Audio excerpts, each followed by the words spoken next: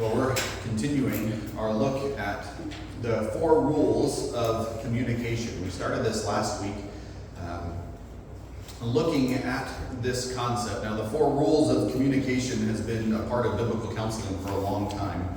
It focuses primarily on conflict in communication, but it does, of course, reach every part of our communication, whether it's everyday conversations dealing with problems or whatever. It applies whether we're talking with believers as we're working to build each other up towards Christ, or whether we're speaking with unbelievers as we are trying to live out our life or live out Christ's life before them. All of these fit and can be used in many different conversations, and these work. The same rules apply whether it's a conversation within the family, husband and wife, parents, children, whether friends, acquaintances, new people. All of these should be a part of our communication, something that we think about, part of who we are, living out that new man. We're looking at Ephesians chapter 4, verses 25 to 32 as the focus for our look at the 4 rules of communication, that we are kind of bouncing around in a few other verses as well. But this is parallel to the parallel passage to what we've been studying in the previous weeks in the book of Colossians, as Paul lays out the new man. As we put off the old self, put on the new.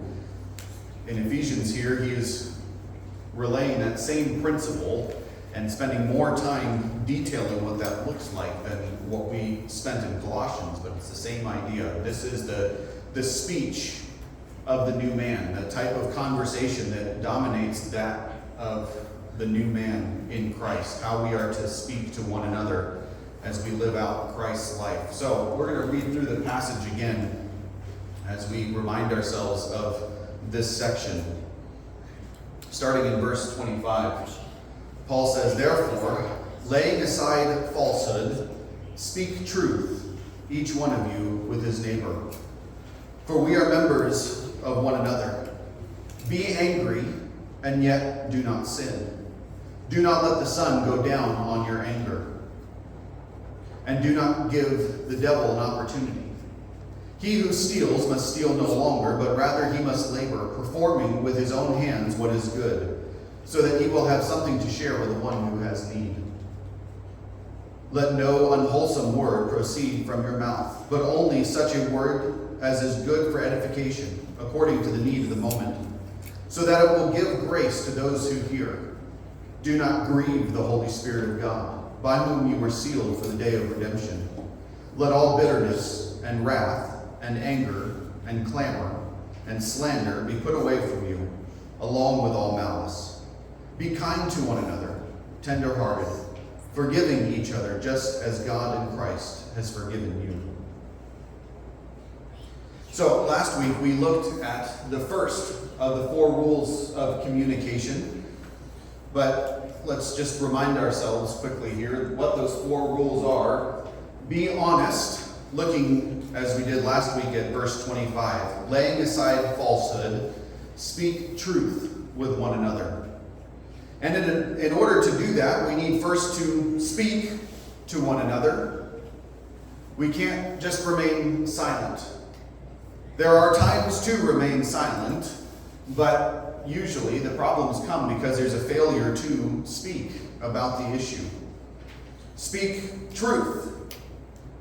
Being honest means being honest in everything, not hiding the truth, only relaying certain details, or hiding the truth through flowery language, but speaking truth in a life that is dominated by honesty that comes from the heart. As we read in Matthew chapter 12, for the mouth speaks out of that which fills the heart. And we should have a heart filled with honesty, but then also to speak truth lovingly, to be considerate of the other person. There are times not to speak truth, when that truth is going to be used in a way that is harmful or hurtful towards the other person, or that may cause harm. We consider those things, looking at the other person, but speaking in a loving manner.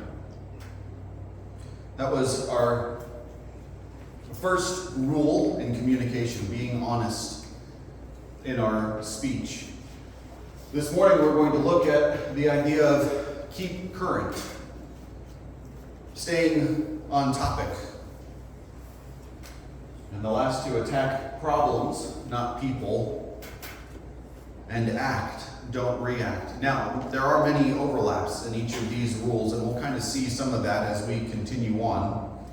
I think I already went over that slide, but we'll keep moving forward. So, the idea, the rule number 2 that we're looking at this morning is keep current.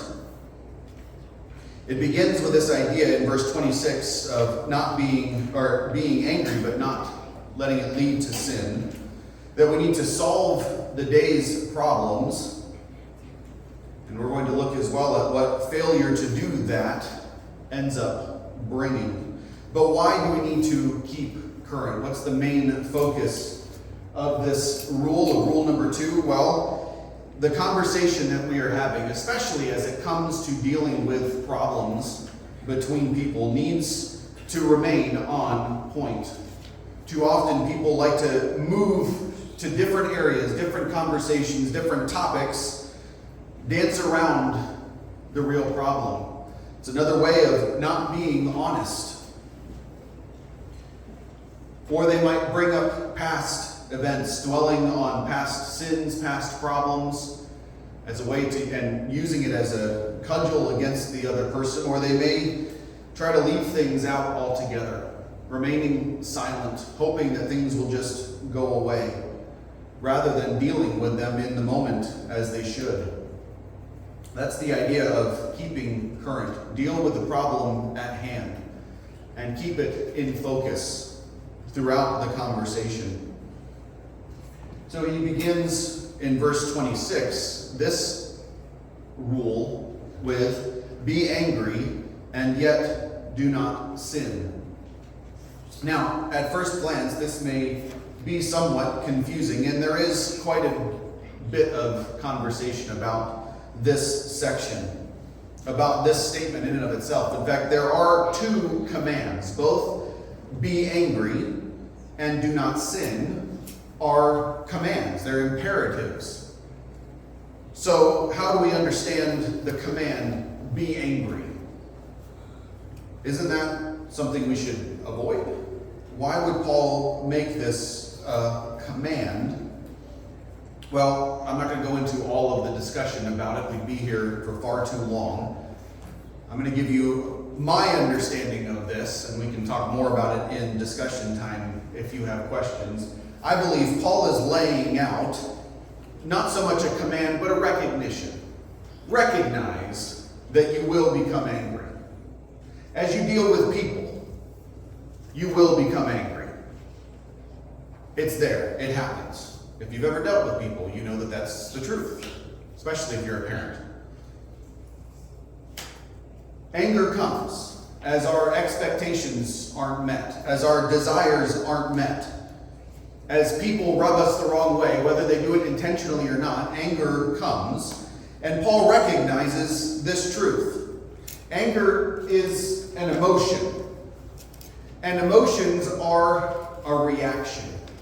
They're, in a sense, a symptom of a greater cause.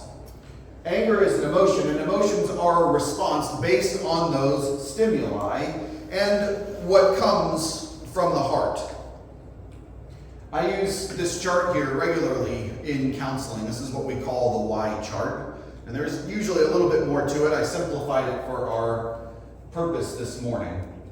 But it comes down to this. The red stop sign there at the crossroads is any choice, any stimuli that comes into our life. A child being loud and obnoxious when we want quiet. A person maybe making an offhand comment that might rub us the wrong way. And you have a choice in that moment. But you're also going to react to it. That knee-jerk reaction, the habits that form. And we those reactions come as a response to our thinking. The outer man, that's the top half, is what we see very visibly in ourselves and in others. And we have to trace that through our thinking back into the heart. An example would be one of playing a game. If you're playing either a sport or a board game or something, two people on the same team can walk away from a loss in that sports game with two very different emotional responses. You both lost the game, but one person comes away happy that because they enjoyed the experience, they enjoyed the competition, they went out there to have fun, and even though they lost, they still had fun. Where the other person comes away from the same loss, the same game, angry and upset, because in their heart was a focus on winning. So the stimuli was the same, but the emotional response was different, and we can trace that back through the thinking to what was in the heart. Because out of the heart, as we just read in Matthew 12:34, for the mouth speaks out of what fills the heart. The outer man exhibits what's in the heart. And so when we respond in anger, we can trace back our thinking to what is in our heart. And that's something that we need to be consciously thinking of, recognizing that our emotions respond to the stimuli based on what's in our heart. And Paul is making that recognition. Be angry. There are times, no matter what happens, no matter what might be in your heart, where anger is going to come up because it's an emotional response and you're not in full control of that. Anger is an emotion. Recognize that it will come. And anger is not inherently sinful. We see over and over again throughout both the Old and New Testament God being angry. Angry at sin. Angry at unrighteousness. And we see good and godly men experiencing anger towards sin and towards unrighteousness. Anger in and of itself is not sinful. It is a response. It is an emotion. But how we respond to that emotion that we're feeling is under our control. And so Paul is saying here in verse 26, be angry, recognize that it will come, but do not sin. Now, anger can be driven by sin, by selfishness, by self-serving motives. It can be fueled by a sinful heart, and often that will lead to further sin. But whether this is a righteous anger or an unrighteous anger, we need to recognize that it comes, where it's coming from, but then get control of it and not allow it to lead us into sin. The question we can ask to understand better the source of that anger is, what am I afraid to lose, or what am I afraid of not getting? What is the source of this anger? If it is at someone's sin, we may be angry at God being insulted. Angry at the damage that comes because of that sin to ourselves or to others. But even righteous anger can easily turn to bitterness, resentment, or to self-righteousness. And so we must be careful not to allow that sin to take control of the situation, not to drive us into further sin.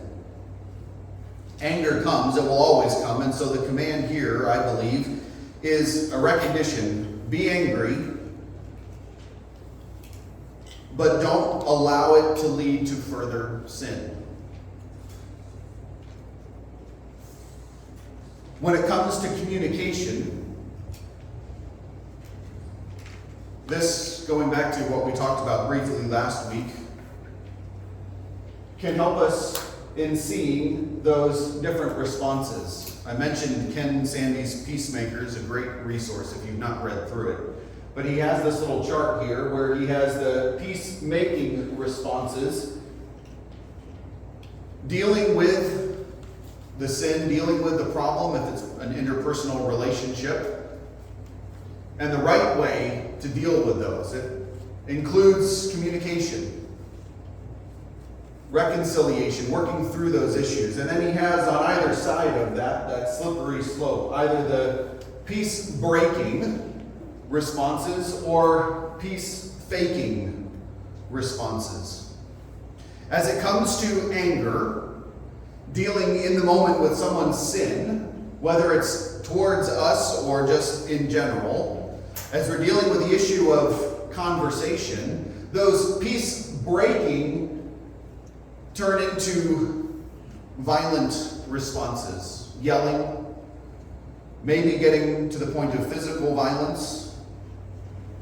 If you're a parent dealing with a child, maybe it's violence through a stare. But breaking the peace. The other side of this, as we talked about briefly last week, are what Sandy calls peace-faking responses.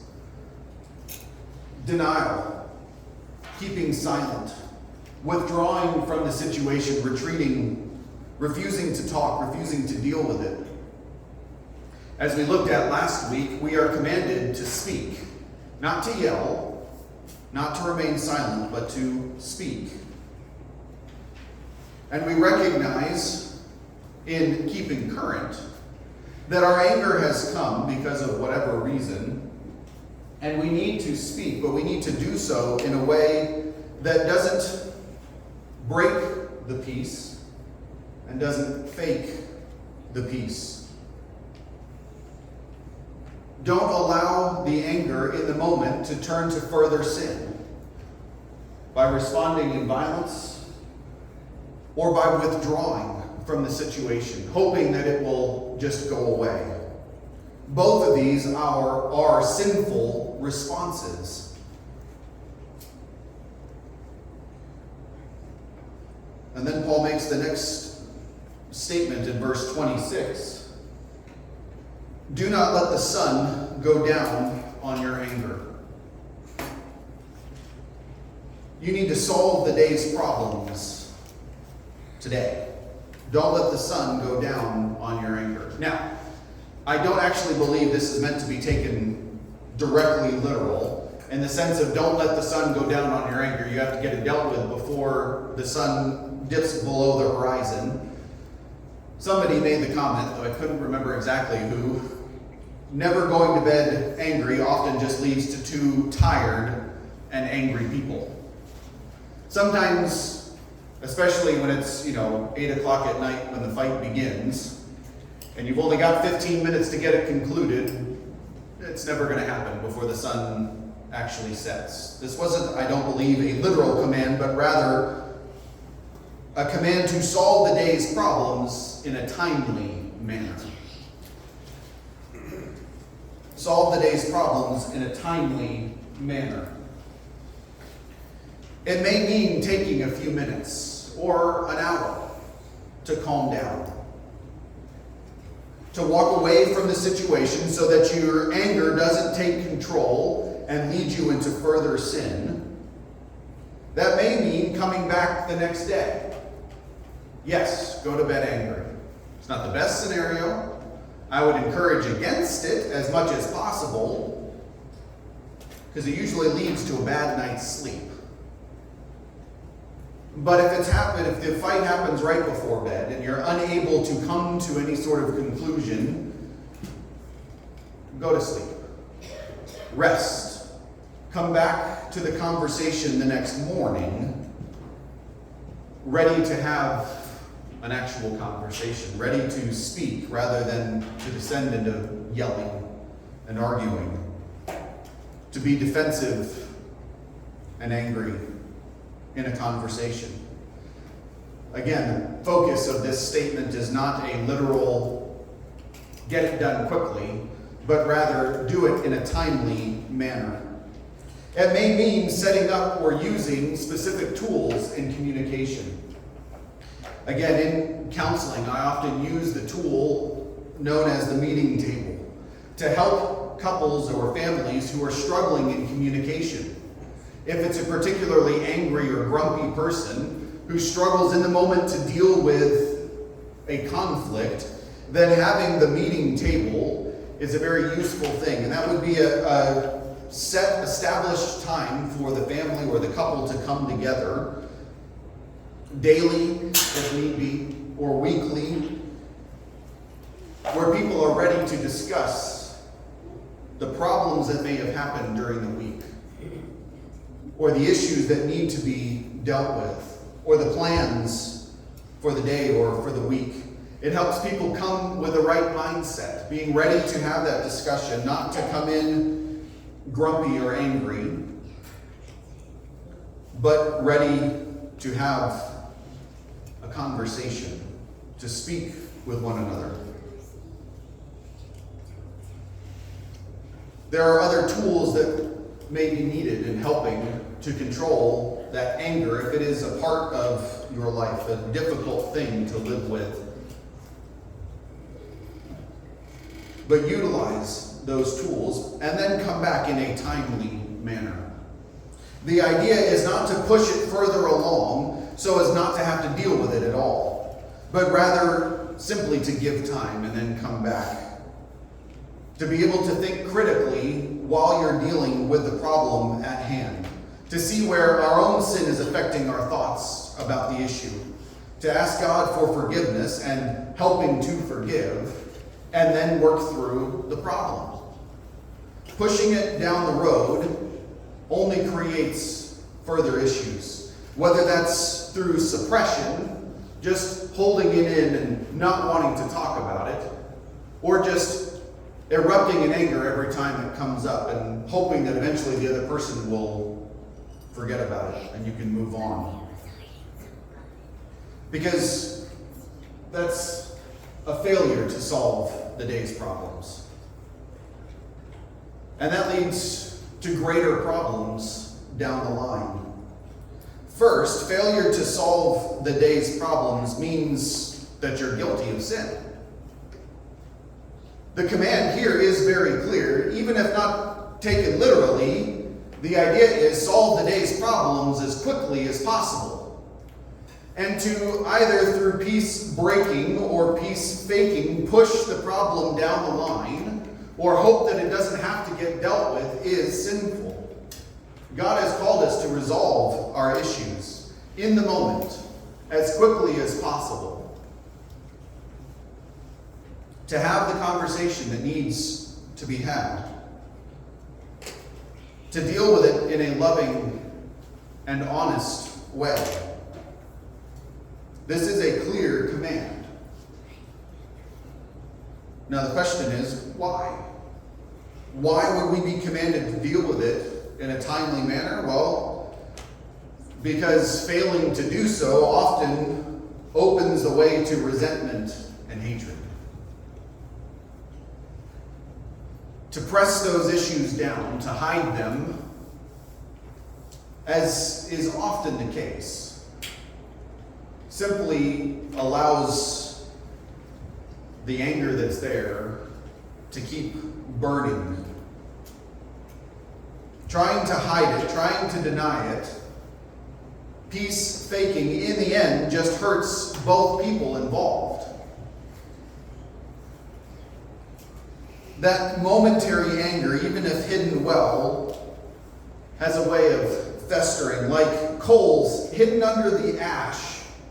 From a fire that may have burned out, the coals underneath are still hot.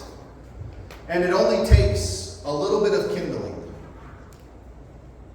for it to erupt into flames again. We need to deal with the issue completely. Drown the fire, stir it, and drown it again, if you remember Smokey the Bear. Deal with it completely. Don't allow any anger, any resentment to remain burning, or it's simply going to cause greater problems later on down the road. It's not keeping current. Now, this is, to be fair, different from overlooking small issues. I don't believe by any means that we need to deal with every single slight all the time. That's not what I'm saying here. It is appropriate if the other person's sin or offense against you is not so serious that it would noticeably affect your relationship in any way. The question to ask in that is, if you can forgive and actually forget, then do so. These are simple things, usually careless or thoughtless rather than actively malicious. And this is necessary in any sort of relationship, especially within a family, within a marriage. But a thoughtless or careless word or action can be overlooked. As Peter says in 1 Peter 4:8, above all, keep fervent in your love for one another, because love covers a multitude of sins. The question to ask yourself is, does it need to be discussed? And if you're not sure about the answer, then the next question to ask is, am I still thinking about it 15 minutes later? Then the answer is yes, it does need to be discussed. It may be a simple comment, hey, kind of just blew right past me there.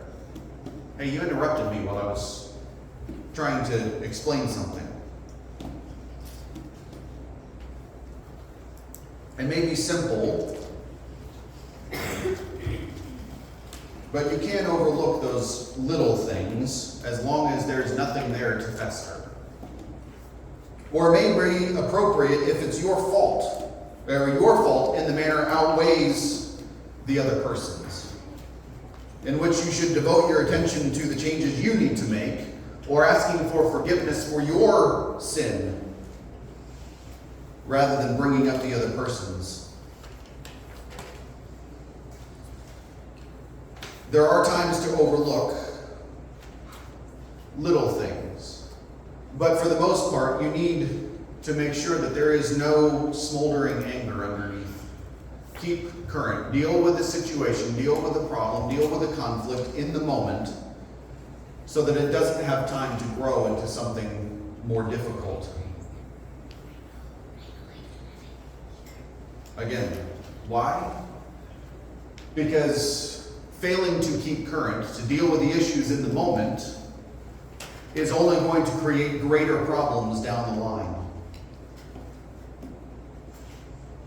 This happens in a conversation dealing with a problem in the moment where someone brings up that past hurt, that past sin. And the focus shifts to not the problem of the moment, but something that happened days, weeks, months, years ago. And if those weren't dealt with then, they're going to affect the situation now. And now this problem that you're trying to resolve takes on a far greater picture because you didn't resolve that past issue when you should have. Again, this is different from in a conversation calmly establishing a pattern of behavior that may help the other person to understand the issue that you're talking about. But this is not bringing up past difficulties, past problems. It's simply looking at the moment and helping the person see all that needs to be discussed. But leaving these things means that later on they're going to cause problems, because there will be, in any relationship, future conflict. And a failure to deal with them in the moment will lead to subsequent problems in the future. Matthew 6:34 says, "Therefore, do not be anxious for tomorrow will care for itself. Each day has enough troubles of its own." Though that's talking about anxiety, I think the truth is very much the same. Deal with today's troubles today, because tomorrow will have its own troubles. Don't compound tomorrow's troubles by failing to deal with today's. And then he concludes with a statement in verse 27, "Do not give the devil an opportunity." What does he mean by that? Do not give the devil an opportunity. Anger not dealt with in the moment, conflict not dealt with in the moment, gives the devil an opportunity to drive further discord, further sin between both people, to split apart, to cause more conflict. Anger not dealt with, not keeping current, gives opportunity for the devil to feed our anger with further sin, self-pity, pride, self-righteousness, thoughts of vengeance, and every other sort of selfish sin that hurts ourselves and others. In dealing with conflict especially, in those conversations, that communication that needs to happen, keep it current. Deal with the problem in the moment. Don't try to hide it. Don't try to put it aside, hoping that it will go away, because all that it does is gives the devil an opportunity for further sin in our heart, to tempt us to further problems. Being honest means that we are open and clear in our communication, speaking the truth lovingly. Keeping current means we need to recognize that problems come and that they do bring anger, frustration, feelings of hurt.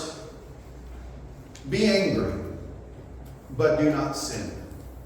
Do not sin by exploding in anger, letting that anger boil over into violence, whether that's through words or physical force, but also do not let that anger be pressed down into burning coals that wait for another opportunity to burn. Keep current. Deal with the problem in the moment in a timely manner so that it doesn't stick around for later. And when we do this, we can deal with those issues, to live with forgiveness and reconciliation that is necessary for the Christian life. As we live out Christ, as people see us living out these rules, people see Christ through us.